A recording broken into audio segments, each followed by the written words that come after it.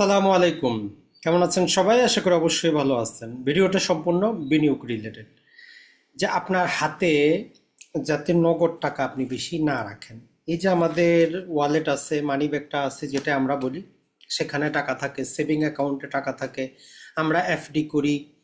মূল কারণ একটাই, যাতে আমার টাকাটা বৃদ্ধি পায়। তো বাস্তবে এই সমস্ত জায়গায় আমাদের বিনিয়োগ করে টাকা বাড়ে না, টাকা কমে, কারণ মাঝখানে একটা ফ্যাক্টর কাজ করে যাকে বলি যে আমরা দ্রব্যমূল্যের ঊর্ধ্বগতি বা টাকার অবমূল্যায়ন। তো ভিডিওটা আজকে ভালো করে দেখবেন যে কেন আপনি শেয়ার বাজারে বিনিয়োগ করবেন। শেয়ার বাজার আপনার জীবন বদলে দিতে পারে। শেয়ার বাজার আপনি অ্যাক্টিভ যে কাজ করতেছেন এটার পাশাপাশি প্যাসিভ একটা ইনকাম করার মাধ্যম হইতে পারে। আপনি যখন 10, 15, 20, 30 বছর পর যখন অক্ষম হয়ে যাবেন, আর কাজ করতে পারবেন না, তখন এই যে শেয়ার বাজারে বিনিয়োগটা আপনাকে কি করবে? সাপোর্ট করবে, বেসিক ইনকাম দিবে, মানুষ আপনার জন্য কাজ করবে। কতদিন আর কাজ করবেন? আপনি চিন্তা করতেছেন টাকা আছে 10 লাখ, একটা ব্যবসা নিয়ে বসে যাই, নিজের দোকানে নিজে কর্মচারী হয়ে যাবেন। আপনি না গেলে দোকান চলবে না। তো এই জন্য ভিডিওটা ভালো করে মনোযোগ সহকারে দেখবেন, আপনার চিন্তাধারাটাকে আপনি একটু চেঞ্জ করার চেষ্টা করবেন।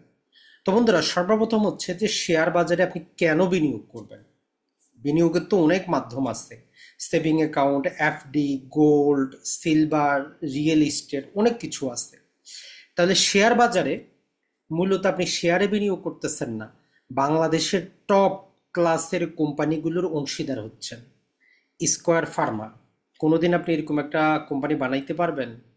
অথচ তারা আপনাকে সুযোগ দিচ্ছে তাদের অংশীদার হওয়ার জন্য।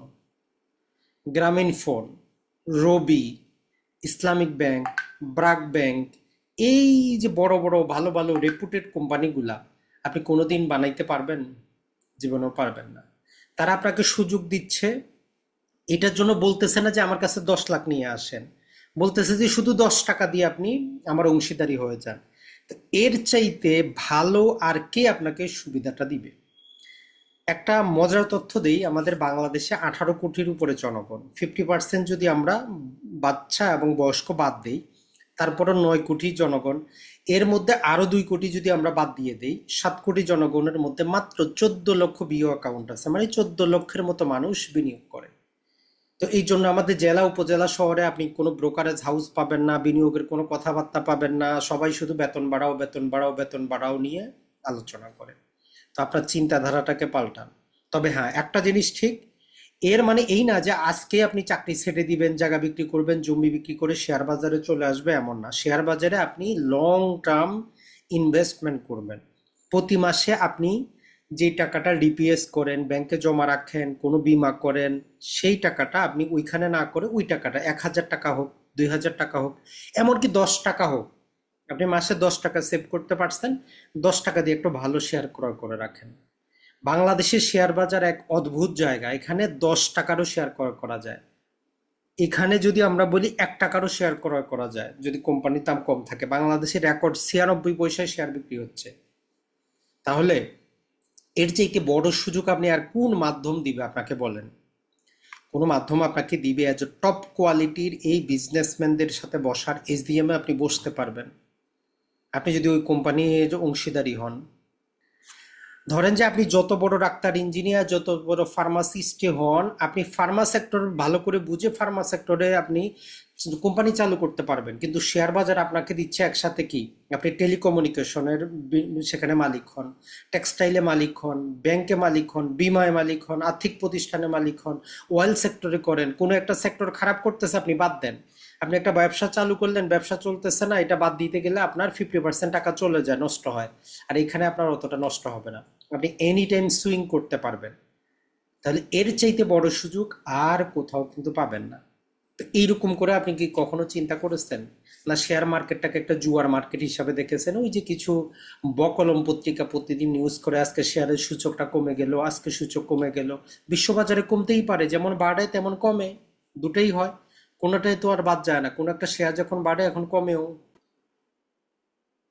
তাহলে আমরা এতগুলা কোম্পানির অংশীদার হইতে পারতেছি, যেটা আমাকে দীর্ঘমেয়াদে, যদি আমি ওই কোম্পানিগুলোর সাথে থাকি, আমি তার বেনিফিটটা নিতে পারবো।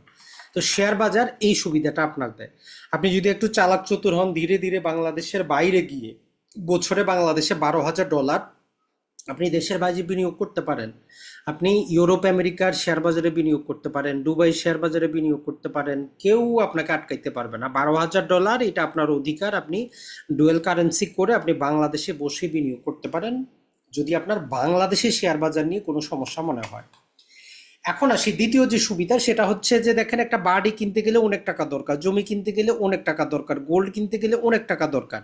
এখন আপনি মাসে 20,000 টাকা চাকরি করেন, আপনি সর্বোচ্চ 2,000 টাকা সেভ করতে পারেন, তাহলে আপনি একটা জমি আপনার কোনোদিন কিনা হবে না, গোল্ড আপনার কোনোদিন কিনা হবে না। কিন্তু শেয়ার বাজার আপনাকে সুবিধাটা দিচ্ছে যে ভাই আপনি আসেন, তাহলে শেয়ার বাজারে খুবই ক্ষুদ্র পরিমাণ অংশ দিয়ে আমরা অংশগ্রহণ করতে পারি।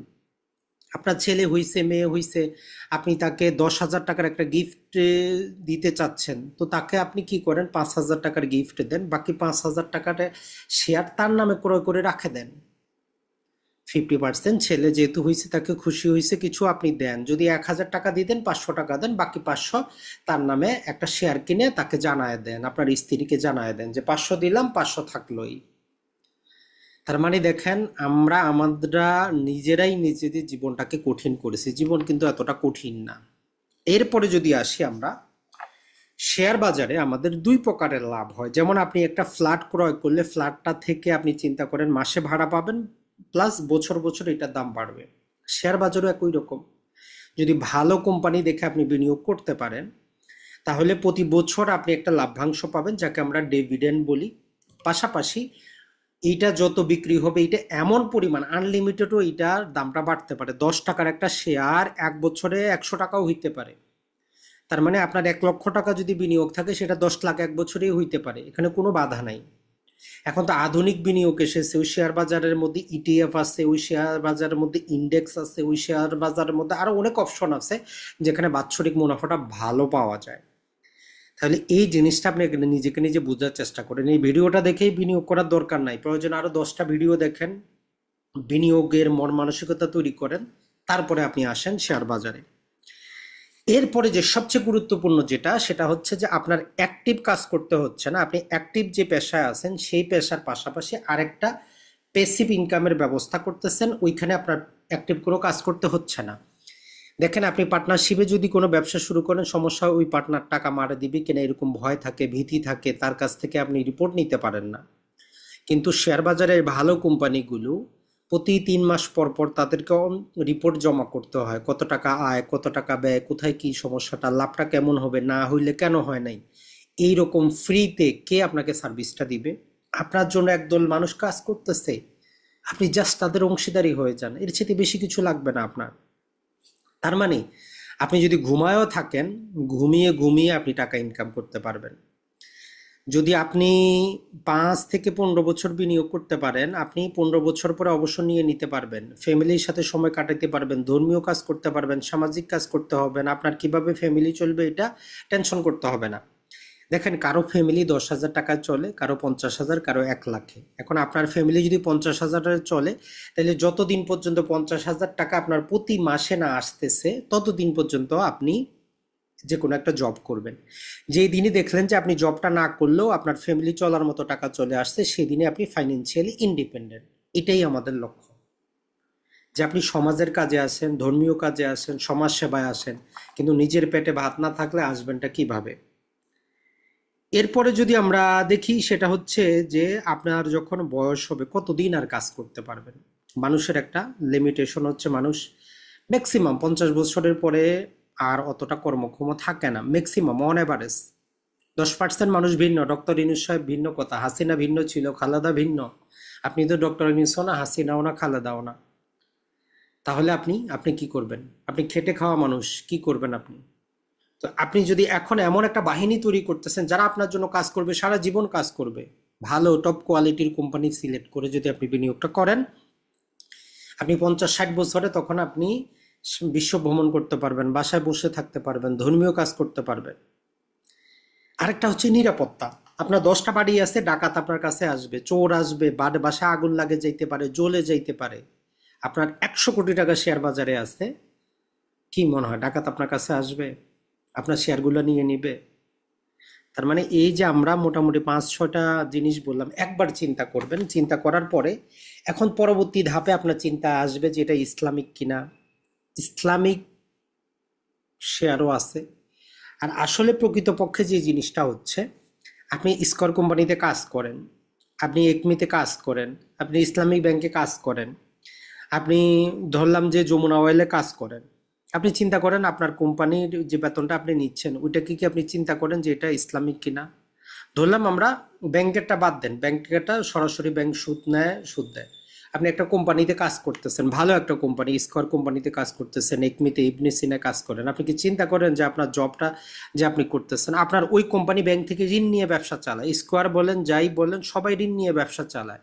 এটা অর্থনীতির ভাষায় এটা হচ্ছে একটা মার্জিন, এটা হচ্ছে একটা লেভারেজ, এটা তাদের করতে হয়, এটাই আধুনিক অর্থনীতি।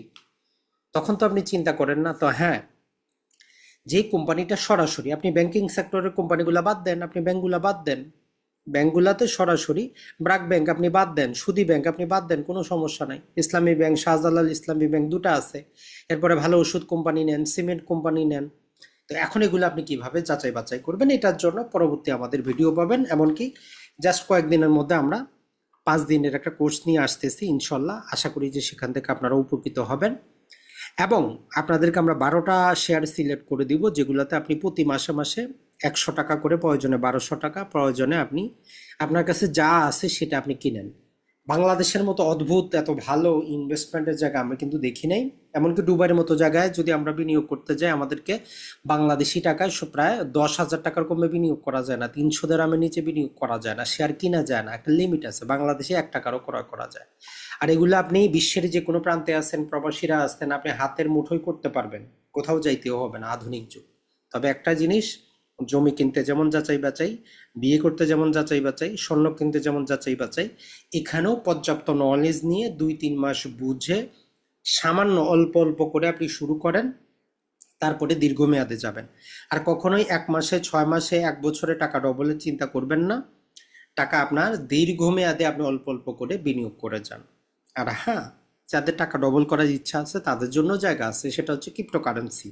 সেটা আরেকটা ভিডিওতে আলোচনা করব। আসসালামু আলাইকুম।